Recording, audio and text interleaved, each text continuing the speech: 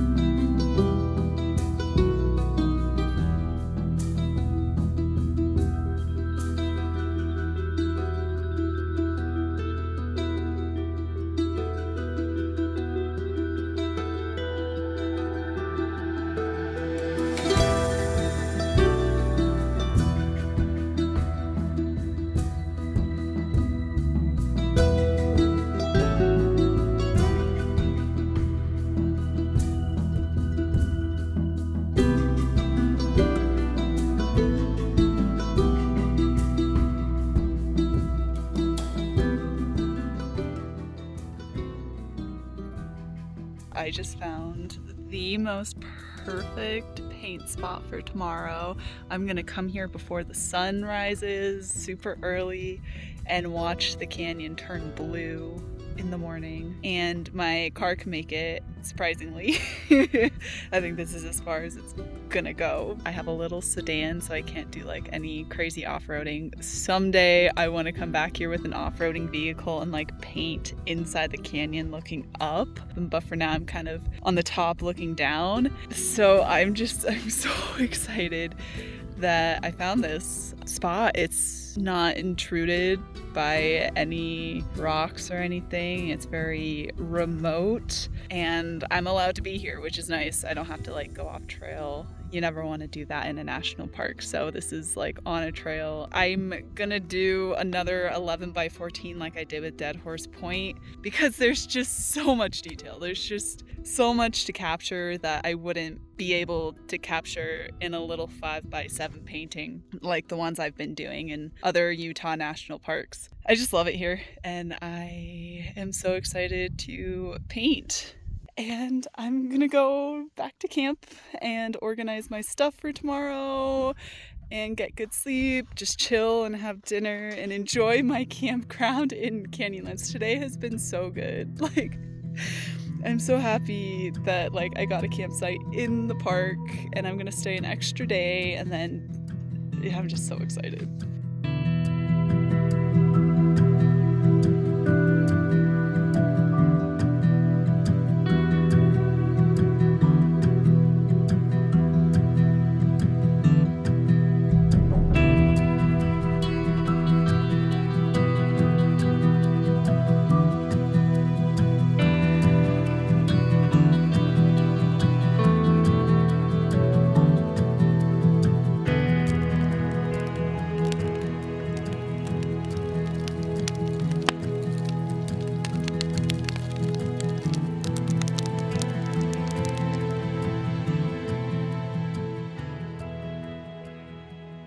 It is almost 6 and I'm heading to the spot. I just woke up. I'm gonna get ready at the spot. 2 weeks of getting up early is kind of it's getting more difficult, but it's gonna be so worth it. I just read all of the rules and regulations, every word, and I need a permit. So what we're gonna do is we're gonna go to Island in the Sky, wait for the visitor center to open, and then purchase a day use permit and then go down and paint. So instead of staying at Island in the Sky and waiting for the visitor center to open in another hour, I did a little bit of research and the trail I'm on has no fee required. It's just that trail is an access point to another trail that is fee required, which is why that sign had it. It's a little unfortunate. The sun is already coming up. Hopefully I make it to the spot with a good amount of time for like a time lapse, I have more of a peace of mind knowing I'm gonna be okay to be there. I'm gonna be allowed to be where I am. I never want to like be in an area where I'm not supposed to be and then be fined or told I can't, like I have to leave. Especially if I'm painting, because like I need the scenery and it's like part of the experience. So I want to make sure that I'm good where I am. Yeah, so it's all working out. A little bit later than I wanted to, but you know, we're here and we're ready to paint. All right, so I made it to my painting spot for the day. Let me give you a little tour. We've got my little sedan here, and it made it down this road, and it's backed up over here. So I'm gonna put my camera on top of there to film myself on the edge. So I'll be sitting probably right here. This is a nice little flat spot with a good view.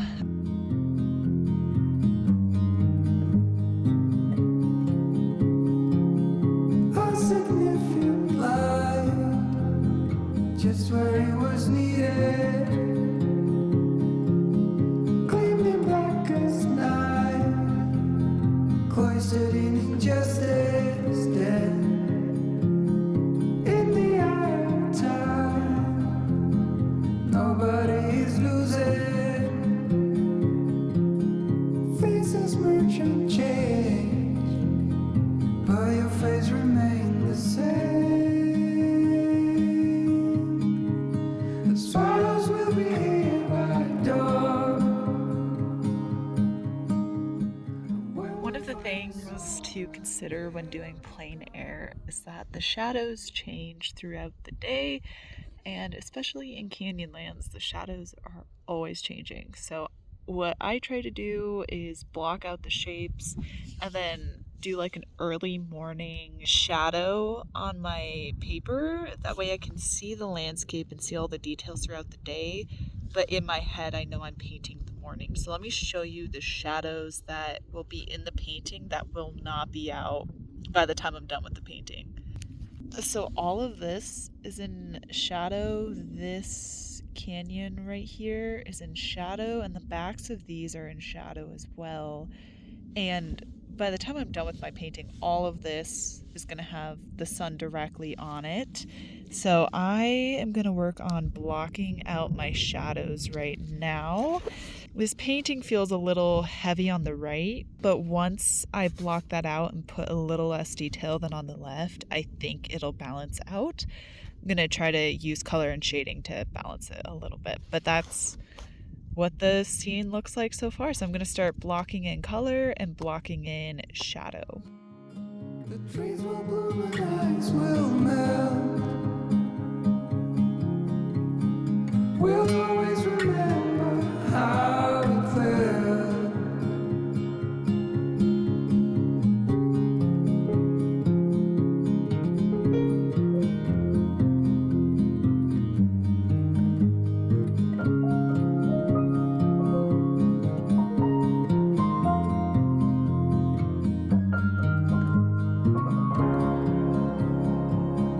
A significant light, just what it was needed,